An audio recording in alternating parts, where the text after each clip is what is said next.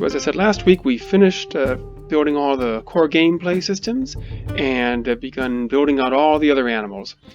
Showed off the hare last week. We've been working on the moose and the grizzly bear, but we also found as we did more testing that the elk herd, even though we kind of thought we were done with it, still needs more help. So we spent some time on that this week. So let's go take a look and see how that's shaping up. Here we go, heading towards the elk herd. I've been meaning to mention the new control scheme. We've switched to a much more standard RPG control schemes. Move the mouse, go left or right, tap shift to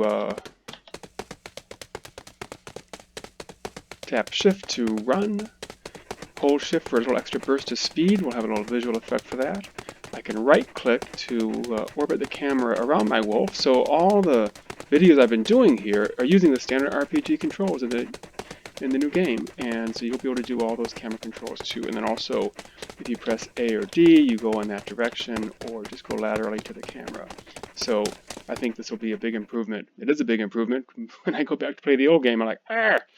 So that's coming to WolfQuest 3. Now, where did that herd go? Alright, so here's the elk herd coming up on it, and they are a little jumpy today, so they are going to start running right away. So that, that yellow arrow pointing down on it replaces the old white arrow in the old game, and actually I can it's a left click to select it, and then actually my camera is locked onto that, so if I did go laterally, actually I will, well, I went too far, I broke off, but that kind of lock on is a very useful thing for close action, and we'll look at that at some point. And as a lone wolf, I'm not necessarily the scariest thing around, so they don't always run. So one thing that Tommy, our lead unit developer, has been working on this week is the triggers, the AI behavioral triggers that determine when the elk will run when you approach and when they'll stand their ground. There's it's roughly 50-50 when you're a lone wolf if they think you're scary enough to run from. Once you get a mate, and then certainly in multiplayer, they're going to find your pack scarier and more likely to run. So they've been running for a little while, and you look at this, they're not going very fast, right? We've gotten quite a few requests for the elk to get tired as you chase them, and that actually is in WolfQuest 2.7, but it's tuned down quite a bit because it is all about the chase and chasing them and biting them, and if they wear down too fast, then it's not really a chase anymore. Look at this, I'm going like twice as fast as them. It's like they're in the slowpoke lane here. So we did put this slowing down from getting tired mechanism in there, but it happens too fast. They're already tired. I mean, they're elk. They ought to be able to run for a lot longer than this. So we are going to tweak that, and here's how we do it. So here we have the cow elk. So mostly a herd of cow elk. We're setting up the real herds now. Maybe we'll show that next week. That are not just cow elk or cow and calves, but have a more accurate composition. But right now we're looking just at the cow elk. And I just have them all selected so I can make a change to all of them and tweak it. And that's how you do it. You tweak stuff, you play around with it, you see how it works. You tweak it some more, you play around with it, see how it looks. So we're going to go down to these the movement energy keys.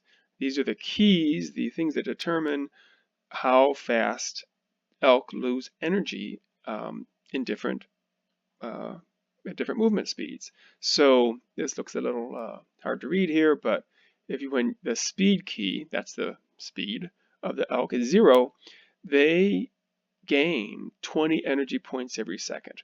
And so an elk has 100 energy points, so if you gain 20 energy points a second, how long does it take you to get full energy? 5 seconds. So they regenerate energy really quickly when they're just standing around.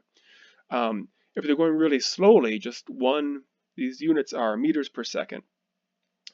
If they go 1 meter per second, then they will still gain energy, but just a little slower, 18 points per second.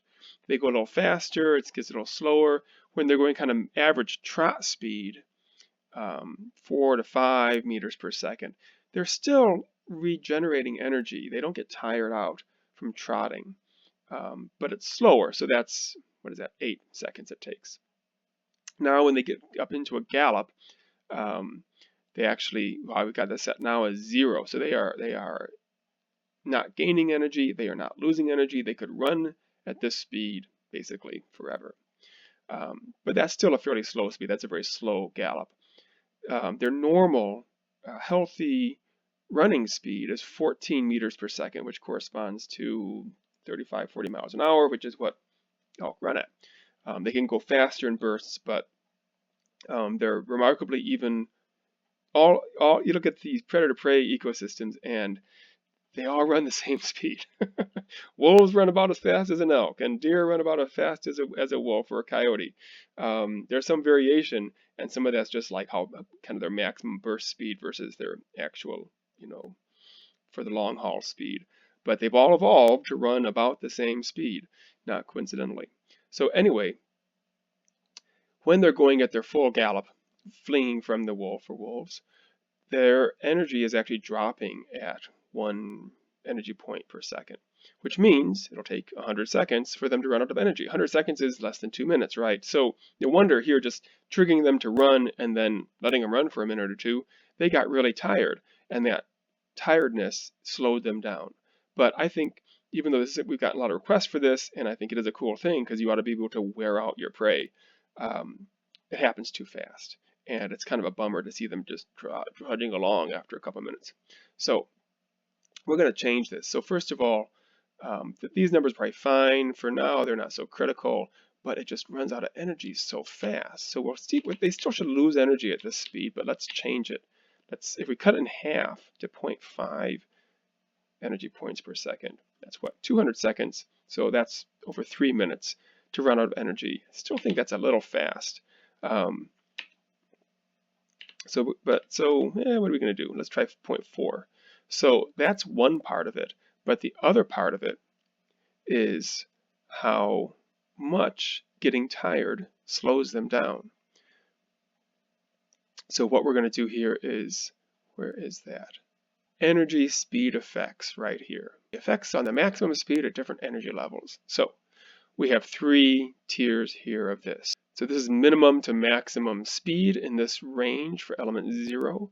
So when they're between 50% and 100% energy, they will go full speed. They will not slow down from being tired. But in the second tier, if their speed is between 0.25 or 25% and 50% of energy, it really drops. So when they hit 25% of energy, their speed drops to 0.6 or 60%. So if their normal speed is 14 meters per second and they're running at 60% of that speed, so that's like 8 or so meters per second. So that's a significant slowdown. And then going further from there, from 0 to 25% of energy, it drops all the way down. Going down to 0% energy, it drops down to 25% of their speed. So that's a huge slowdown. And I think what we're trying to do here is tune these numbers and balance things so it seems realistic, it seems fun, you can chase them for a while. You notice that they're slowing down from chasing them, but it doesn't happen too fast. You got to work for it, right? So we're going to tweak these numbers here. So those are fine. Full speed up to 50% energy.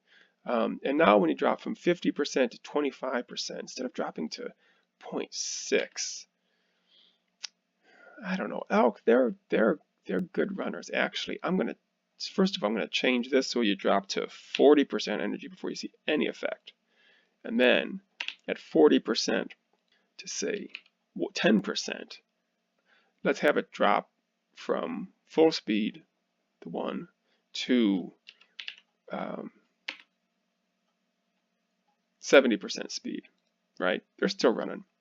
And then when you go from 10% to 0%, then we'll see a dramatic drop from 0.7 to 70% speed to 25% speed. So those are 2 changes I made here. And I'm still running the game here. So I'm just going to wait a minute here, let them stop running, catch their breath, rest up some, charge up their energy. So we can pause it and see how are they doing. So now we go here and look at this. They've dropped, I'm not sure how long that was, a minute. They've dropped, their energy is now 84%, 82%, something like that. So it's dropping much more slowly. If we looked at it before, it would have been 40% or something like that, I think. So their energy is definitely dropping more slowly, which is good.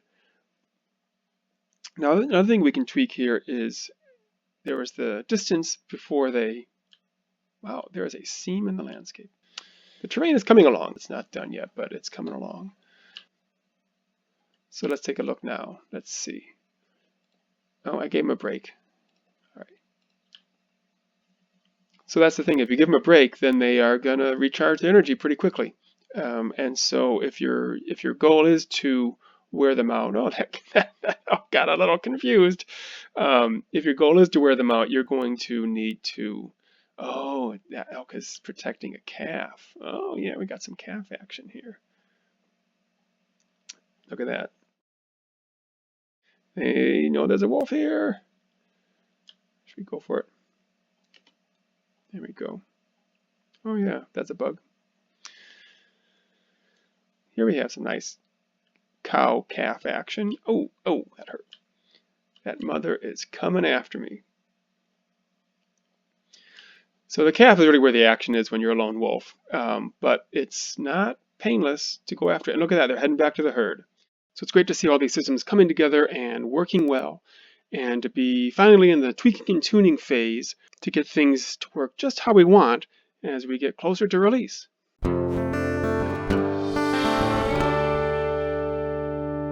Oh, and a shout out to the trick-or-treaters who came to our door last night and then came back 15 minutes later to see if the voice of the guy handing out candy really was who they thought it was. Hope you guys had a great Halloween, and everybody else too.